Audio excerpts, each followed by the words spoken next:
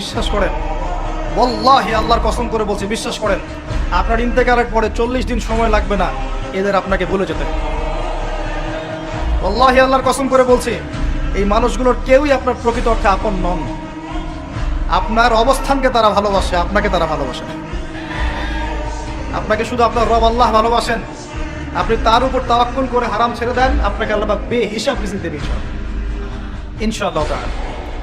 মানুষ মানুষের অবস্থানকে মূল্যায়ন করে, আপনার পরে তারা আপনাকে মনে রাখবে না।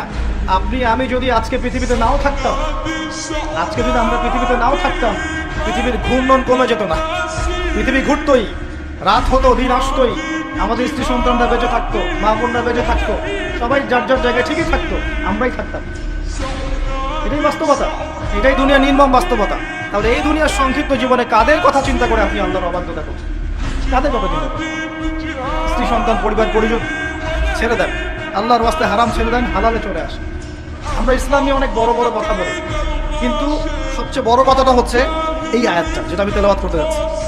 ইয়া আইয়ুহাল্লাযীনা আমানু, হে মুমিনগণ, আলাইকুম আনফুসাকুম, তোমরা নিজেরা আগে নিজেদের নফসটাকে ঠিক করো, নিজেরা ভালো হও, পরের দিকে আঙ্গুল পরে উঠাও, নিজেরা ঠিক হও।